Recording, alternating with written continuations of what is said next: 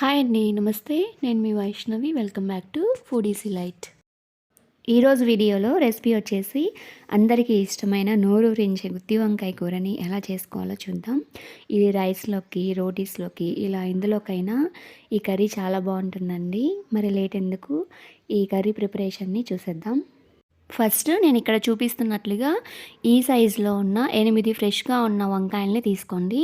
ఇప్పుడు ఒక బౌల్‌లో వాటర్ పోసుకొని అందులో 1 టీ స్పూన్ సాల్ట్‌ని వేసుకొని డైల్యూట్ చేసుకోండి. ఇప్పుడు ఈ వంకాయల్ని ఇక్కడ నేను చూపిస్తున్నట్లుగా 4 సైడ్స్ ఘాట్లు పెట్టుకోండి. ఇలా 4 పీసెస్‌గా కట్ చేసుకోండి. నేను చూపించినట్లుగా అన్ని వంకాయల్ని అలా కట్ చేసుకొని సాల్ట్ వేసుకున్న వాటర్‌లో ఈ వంకాయల్ని వేసుకొని ఈ బౌల్‌ని ఒక పక్కన పెట్టేసుకోండి.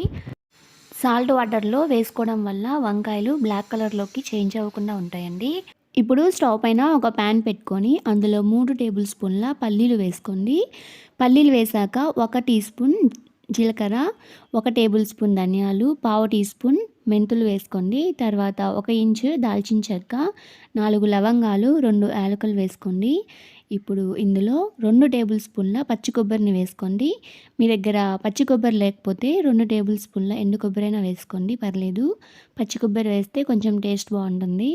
ఇప్పుడు ఫ్లేమ్ని లో టు మీడియంకి అడ్జస్ట్ చేసుకుంటూ ఇవన్నీ పూర్తిగా వేగి కలర్ చేంజ్ అయ్యే వరకు వీటిని కలతిప్పుకుంటూ ఫ్రై చేసుకోండి. ఇవి పూర్తిగా వేగిపోయాక స్టవ్ ఆఫ్ చేసుకొని దింపేసి ఒక పక్కన పెట్టేసుకొని చల్లారనివ్వండి.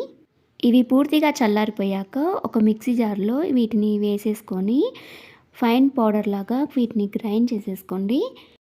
ఫైన్ పౌడర్గా గ్రైండ్ చేసుకున్న తర్వాత ఇప్పుడు ఇందులో 4 తొక్కు వలుచుకున్న వెల్లుల్లి రెబ్బలు వేసుకోండి.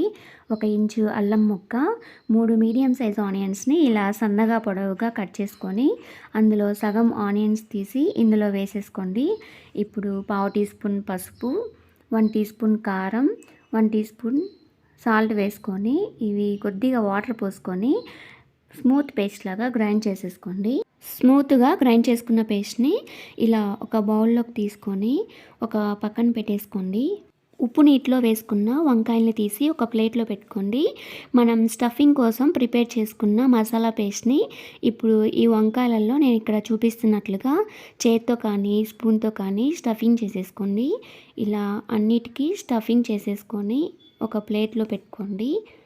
అన్ని వంకాయలకి ఈ పేస్ట్ని స్టఫ్ చేసిన తర్వాత మిగిలిన పేస్ట్ని మనం గ్రేవీలోకి యూజ్ చేసుకోవాలి. ఒక పక్కన పెట్టుకోండి. ఇప్పుడు స్టవ్ పైన ప్యాన్ పెట్టుకొని అందులో 2 టేబుల్ స్పూన్స్ ఆయిల్ వేసుకొని హీట్ చేసుకోండి. ఆయిల్ హీట్ అయ్యాక ఇందులో 1/2 టీ స్పూన్ ఆవాలు, 1/2 టీ స్పూన్ జీలకర్ర వేసుకొని వేయించుకోండి. ఆవాలు జీలకర్ర చిటపటలాడుతున్నప్పుడు ఇందులో 2 పచ్చిమిర్చిని చీలికలుగా కట్ చేసుకొని వేసుకోండి. ఒక రెమ్మ కరివేపాకు కూడా వేసుకోండి. ఇవన్నీ వేసుకున్న తర్వాత ఒకసారి గరిటెతో కలతిప్పుకొని ఇవి ఫ్రై అయ్యే వరకు వీటిని ఫ్రై చేసుకోండి. ఇవి వేగాక ఇందులో మిగతా సగం ఆనియన్స్ని వేసుకొని ఒకసారి మిక్స్ చేసుకొని ఇవి కొద్దిగా ట్రాన్స్పరెంట్గా అయ్యే వరకు వీటిని ఫ్రై చేసుకోండి. ఆనియన్స్ ట్రాన్స్పరెంట్గా అయ్యాక ఇందులో పావు టీ స్పూన్ పసుపు, 2 టీ స్పూన్ల కారం వేసుకోండి. మీకు కారం ఎక్కువగా వద్దనుకుంటే కొంచెం తగ్గించి వేసుకోండి. 1 టీ స్పూన్ సాల్ట్ని వేసుకోండి. ఒకసారి కలతిప్పుకొని వీటిని ఫ్రై చేసుకోండి. ఇప్పుడు మనం ముందుగా స్టఫ్ చేసి పెట్టుకున్న వంకాయల్ని ఇందులో వేసుకొని లో ఫ్లేమ్ టు మీడియం ఫ్లేమ్కి అడ్జస్ట్ చేసుకుంటూ మూత పెట్టేసి 5 నిమిషాలు వీటిని కొంచెం మెత్తగా అయ్యే వరకు వీటిని కుక్ చేసుకోండి. 5 నిమిషాల తర్వాత మూత తీసి ఈ వంకాయలన్నిటినీ రివర్స్లోకి తిప్పుకోండి. ఇప్పుడు మిగిలిన మసాలా పేస్ట్ ఉంది కదా, అది కూడా మొత్తం వేసేసుకోండి.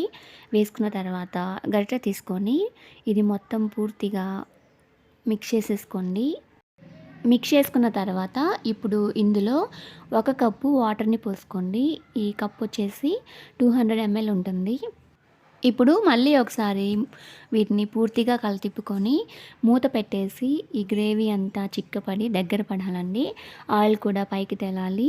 ఈ వంకాయలు కూడా పూర్తిగా ఈవెన్గా ఉడకాలి. మీరు మధ్య మధ్యలో మూత తీసి ఈ వంకాయల్ని రివర్స్లోకి వేసుకుంటూ ఉండండి. అప్పుడే మనకి గ్రేవీ కూడా అడుగంటకుండా ఉంటుంది. వంకాయలు కూడా ఈవెన్గా ఉడుకుతాయి.